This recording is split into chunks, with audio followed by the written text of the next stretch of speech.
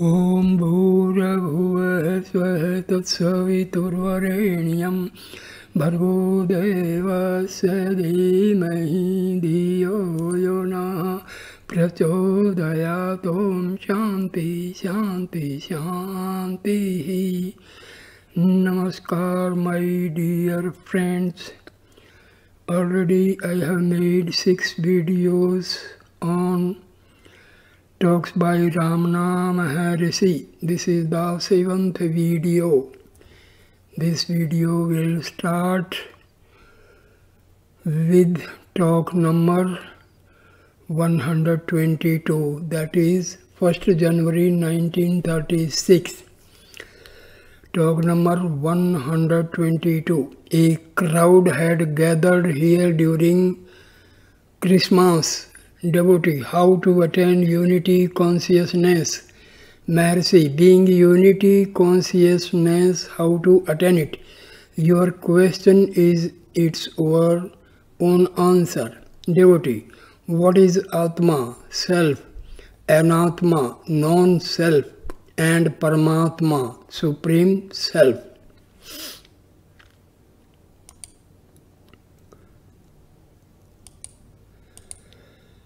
Maharshi replies, Atma is Jivatma, the individual self, and the rest are plain.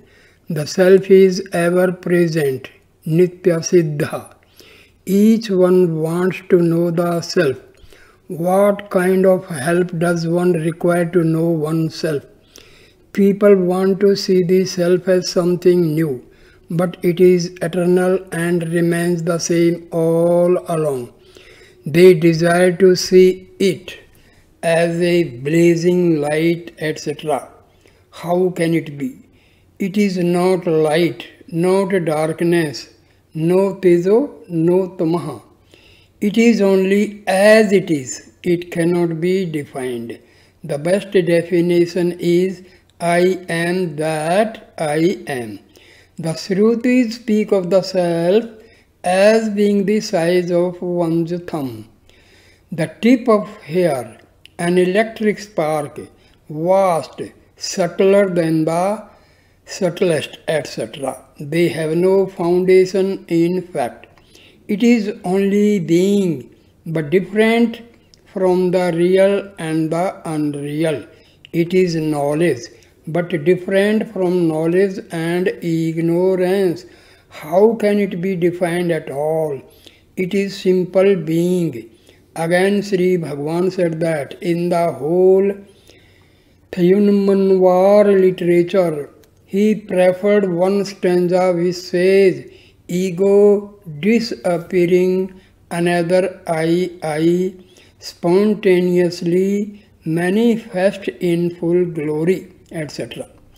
Again, he cites Sakandar Anubhuti, not real, nor unreal, not darkness, nor light it is. One man said that a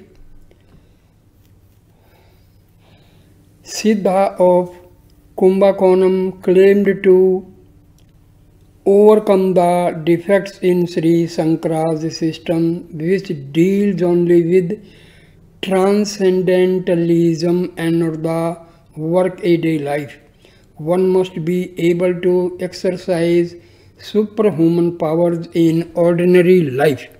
That is to say, one must be a Siddha in order to be perfect. Sri Bhagavan pointed out a stanza in Tamilnadu which condemns all Siddhis. Further, he said that Tamilnadu mentions Mona, silence, in numerous places, but defines it is only one verse. Mona is said to be that state which spontaneously manifests after the annihilation of the ego. That state is beyond light and darkness, but still it is called light since no other proper word could be found for it. 3rd January 1936, talk number 123. Dr. Muhammad Hafiz Sayyid, a Muslim professor of Persian and Urdu in the University of Allahabad, asked, "What is the purpose of this external manifestation?" Maharshi, this manifestation had induced your question. Devotee, true, I am covered by Maya. How to be free from it? Maharshi, who is covered by Maya? Who wants to be free? Devotee, Master being asked who?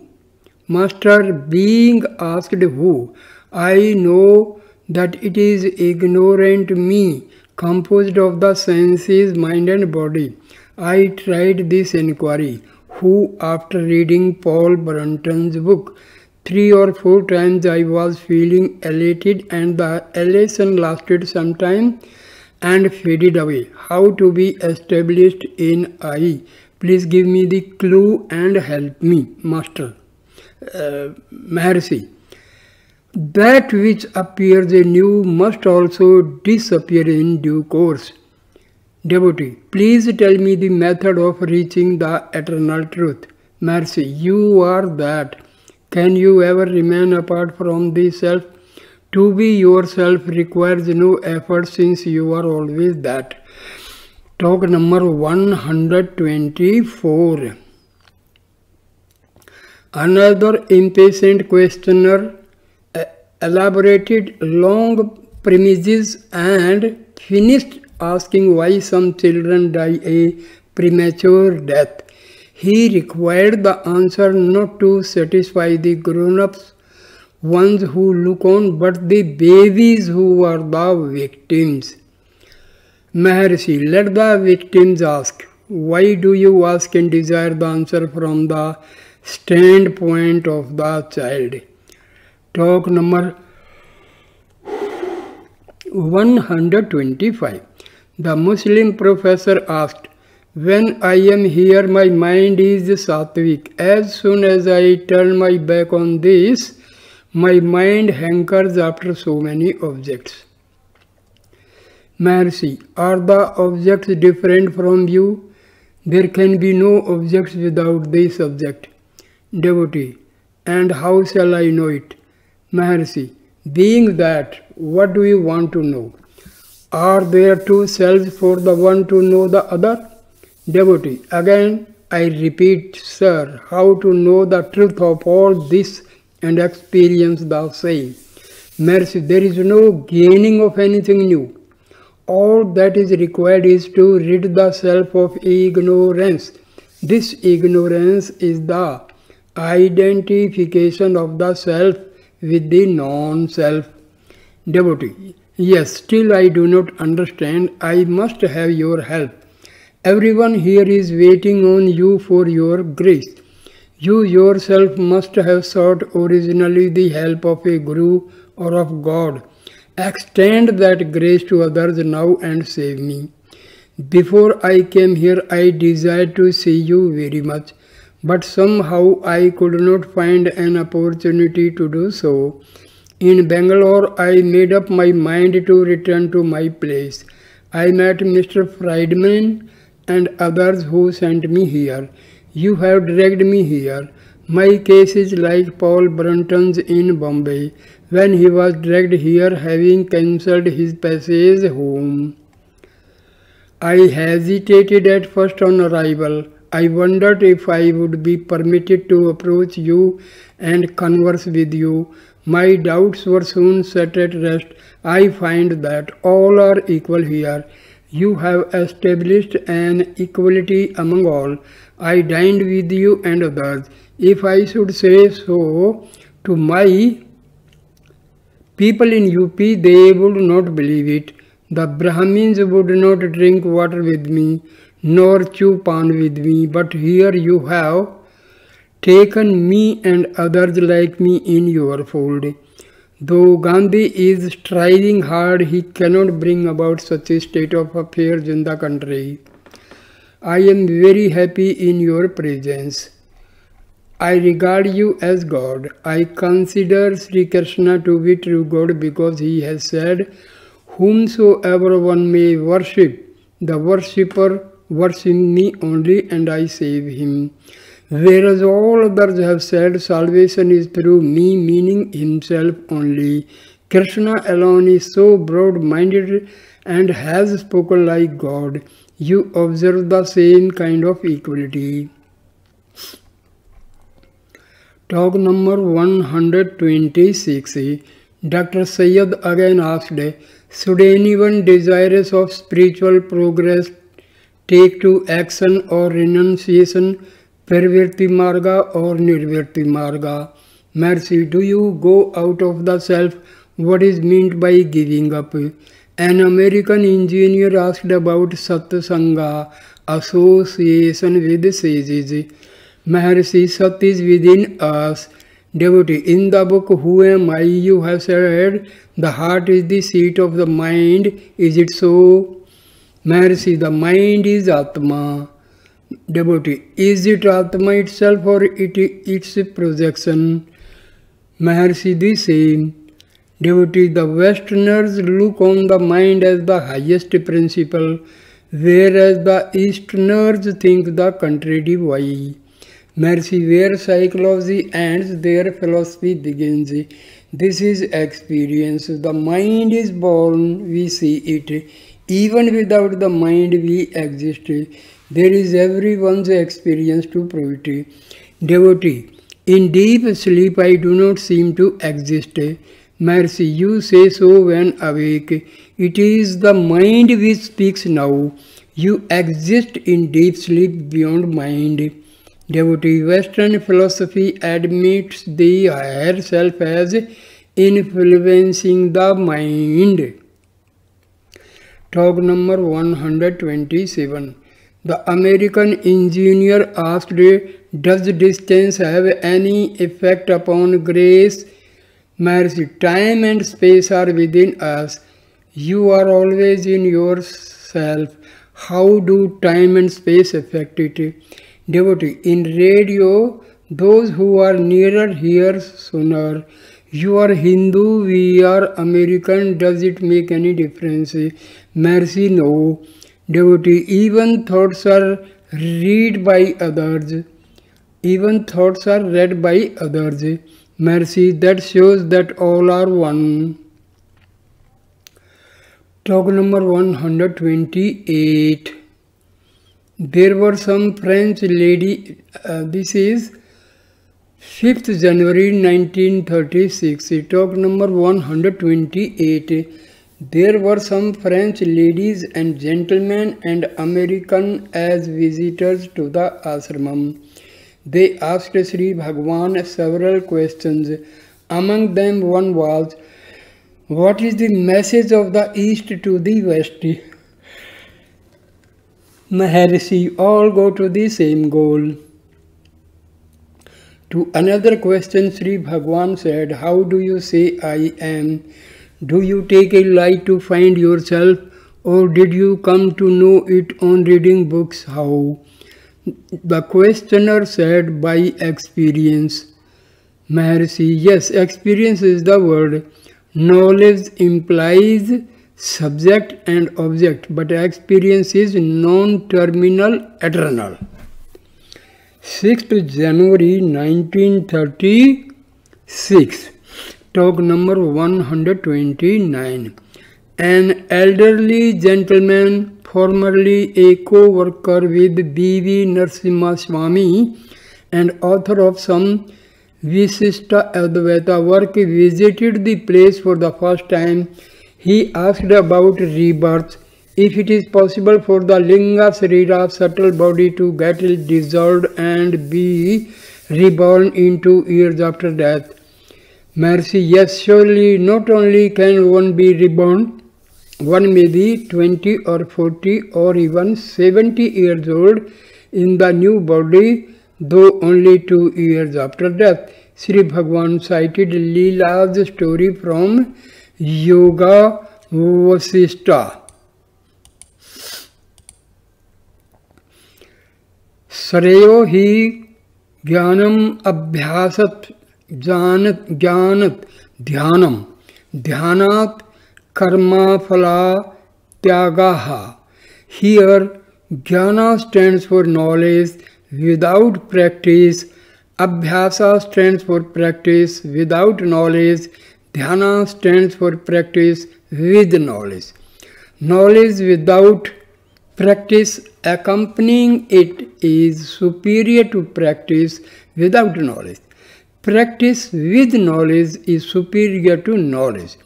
Without practice accompanying it, karam-phala tyaga nishkama karma as of a jnani, action without desire is superior to knowledge with practice. Devotee, what is the difference between yoga and surrender? Maharshi, surrender is bhakti yoga. To reach the source of the I thought is the destruction of the ego, is the attainment of goal, is prapatti, surrender, jnana, etc. Talk number 130. Lakshman Brahmachari from Sri Ramakrishna Mission asked, an query of who am I or of the I thought, being itself a thought, how can it be destroyed in the process? Maharshi, when Sita was asked who was her husband among the rishis, Rama himself being present there as a rishi in the forest by the wives of the rishis, she denied each one as he was pointed out to her, but simply hung down her head when Rama was pointed out. Her silence was eloquent. Similarly, the Vedas also are eloquent in neti, not this, and then remain silent. Their silence is the real state. This is the meaning of exposition by silence. When the source of the I thought is reached, it vanishes and what remains over is the self. Devotee, Patanjali Yoga Sutras speak of identification. Maharshi, identification with the Supreme is only the other name for the destruction of ego. Talk number 131. Mr. Subbarao asked, what is Mukhya Prana, the chief prana? Maharshi, it is that from which the ego and the prana rise. It is sometimes called Kundalini. Consciousness is not born at any time, it remains eternal, but ego is born, so also the other thoughts. Associated with the absolute consciousness, they shine forth, not otherwise. Devotee, what is moksha? Liberation. Maharshi, moksha is to know that you were not born. Be still and know that I am God. To be still is not to think, know and not think is the world. Devotee, there are said to be 6 organs of different colors in the chest, of which the heart is said to be 2 finger breadth to the right of the middle line. But the heart is also formless. Should we then imagine it to have a shape and meditate on it? Maharshi, not only the quest, who am I, is necessary. What remains all through deep sleep and walking is the same. But in waking there is unhappiness and the effort to remove it. Asked who wake up from sleep, you say I. Now you are told to hold fast to this I. If it is done, the eternal being will reveal itself. Investigation of I is the point and not meditation on the heart center. There is nothing like within or without. Both mean either the same thing or nothing. Of course, there is also the practice of meditation on the heart center. It is only a practice and not investigation.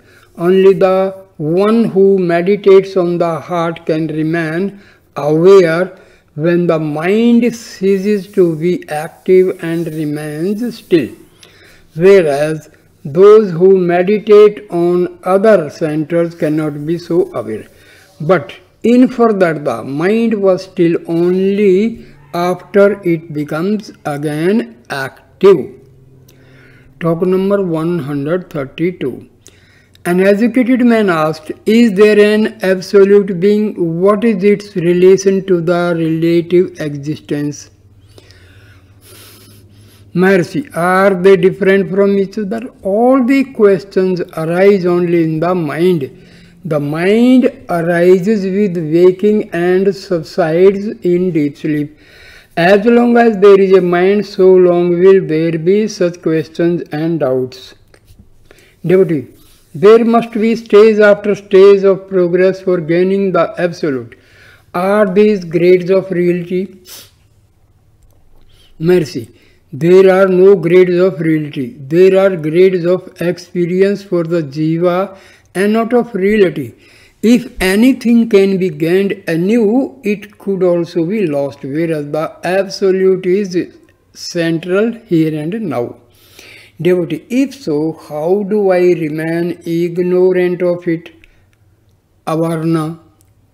Maharshi, for whom is this ignorance veiling? Does the absolute tell you that it is veiled? It is the jiva who says that something veils the absolute. Find out for whom this ignorance is. Devotee,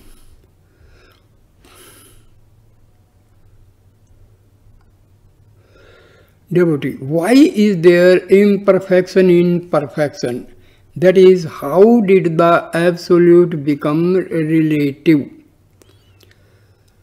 Maharshi, for whom is this relativity?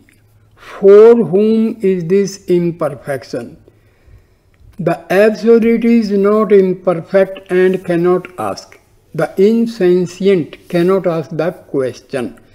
Between the two, something has risen up which raises those questions and which fills this doubt.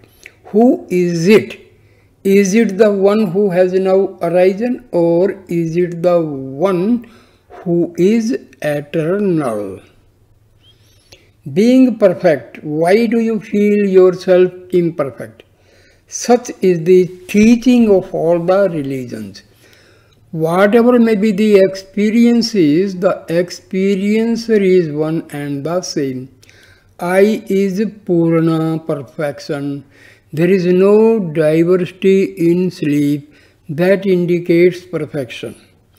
Devotee, being perfect, why do I not feel it?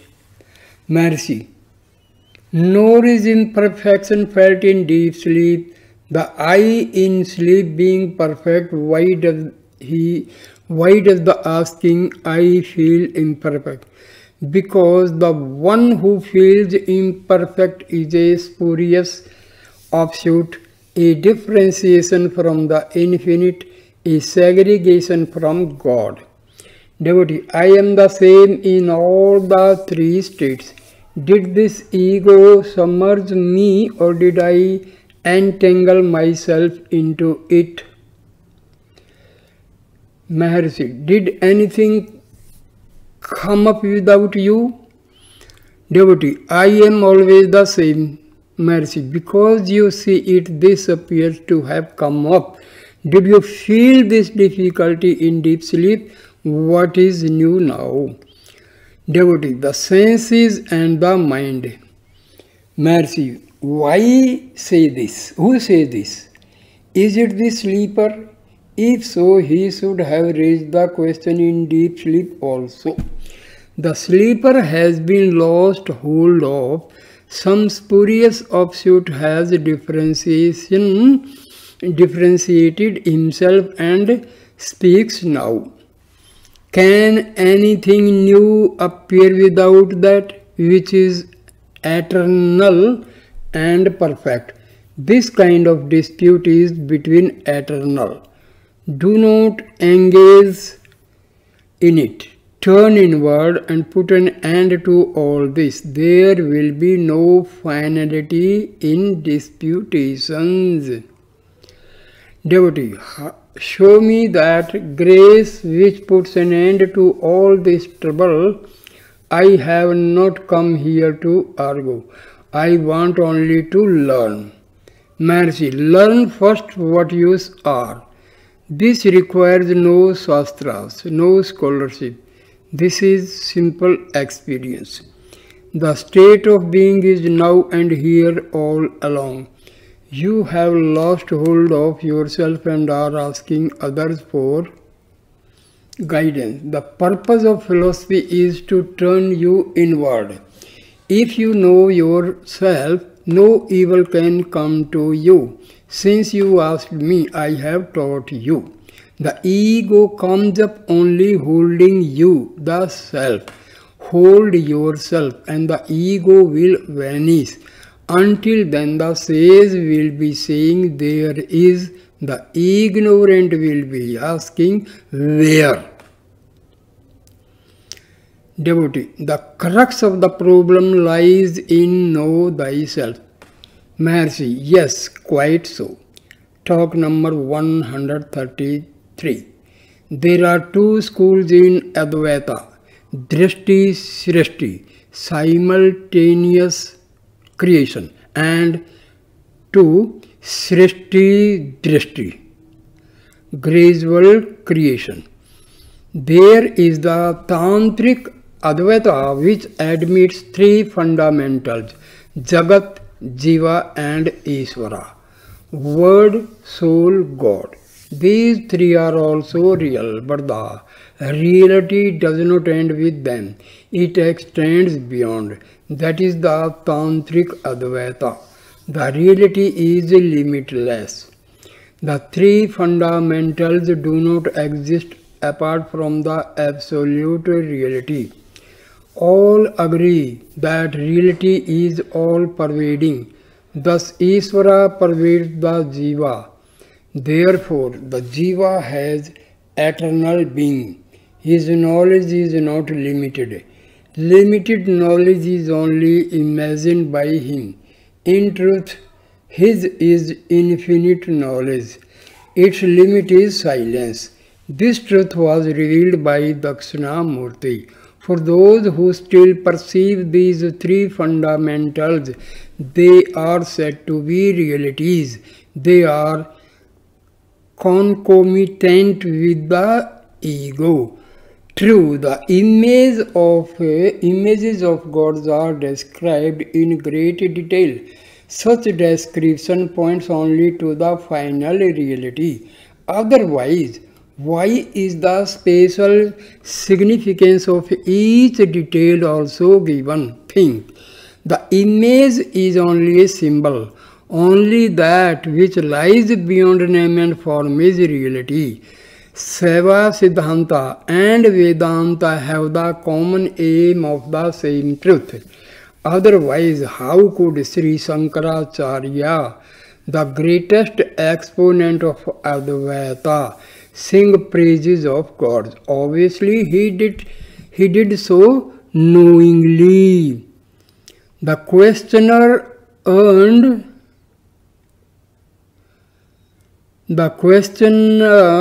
earnestly explained that his faith in Seva, Siddhanta, Vedanta, etc. was shaken after reading Bahyak literature. Please save me, he said. Maharshi, know the self which is here and now. You will be steady and not waver. Devotee, the Bahyast read others' minds. Maharshi, yes, that is possible. Your thoughts were read by another. There must be one to know your mind. That is the truth always present which is to be realized. Truth does not waver. Devotee, show me grace. Maharshi, grace always is and is not given. Why do you consider the pros and cons of Baha'u'llah or others being incarnations or otherwise? Know thyself, regard everything as truth, regard him also as the truth. Can he exist besides truth? Your belief may change but not truth. Devotee, show me the truth of Siddhanta, etc. Maharshi, follow their instructions, and then if you have doubts, you may ask. Adherence to those instructions will take you only to Mona. Differences are perceived in external objects only.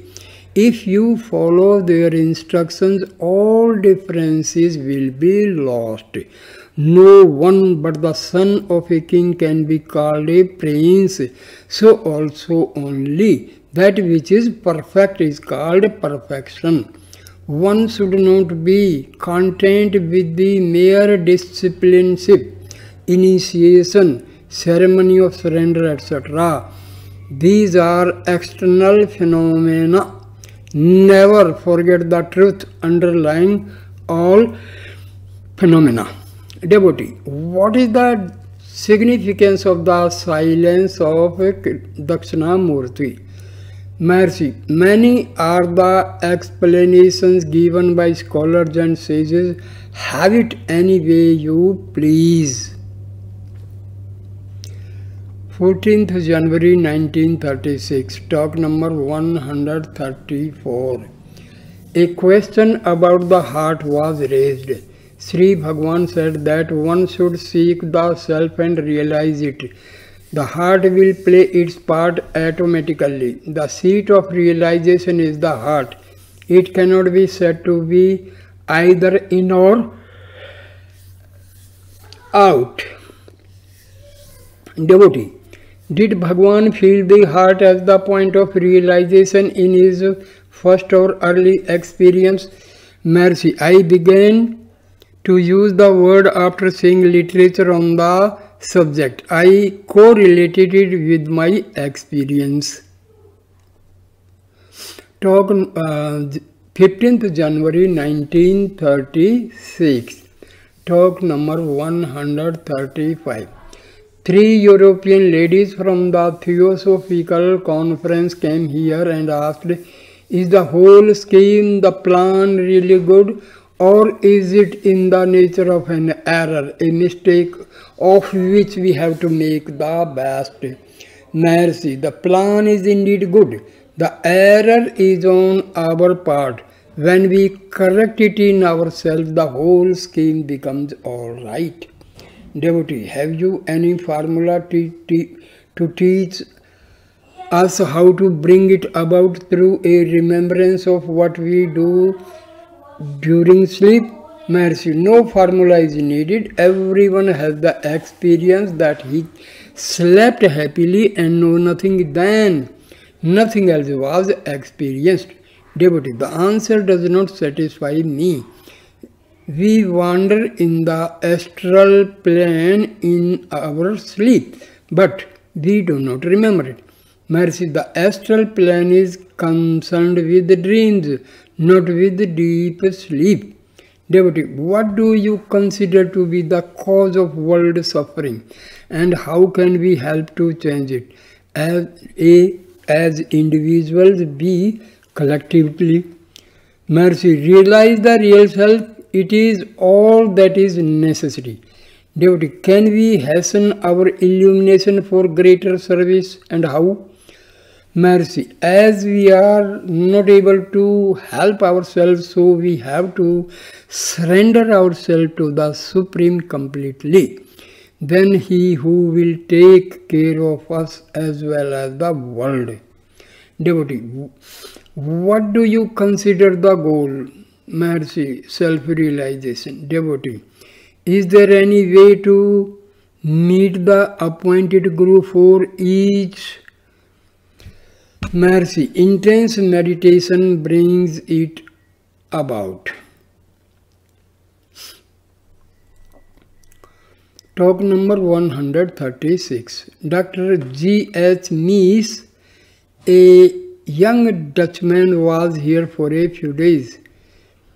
He asked Sri Bhagavan, I have an impression that in deep sleep I have something akin to samadhi. Is it so? Maharshi, It is the waking I that asks the question, not the I in sleep. If you attain the state of wakeful sleep, which is the same as samadhi, while still awakened, doubts will not rise. Samadhi is one's natural state. It is the undercurrent in all the three states. That is, I is not in those states, but these states are in it. If we get samadhi in our waking state, that will persist in deep sleep also. The distinction between consciousness and unconsciousness belongs to the realm of mind, which is transcended by the state of the real self. Devotee, is the Buddhist view that there is no continuous entity answering to the ideas of the individual soul correct or not? Is this consistent with the Hindu notion of a reincarnating ego? Is the soul continuous entity which reincarnates again and again according to the Hindu doctrine, or is it mere mass of mental tendencies, sanskaras? Maharshi, the real self is continuous and unaffected. The reincarnating ego belongs to the lower plane, namely thought. It is transcended by self-realization. Reincarnations are due to a spurious offshoot. Therefore, it is denied by the Buddhist. The present state is due to a mixing up of the chitta, sentient, with jada, insentient.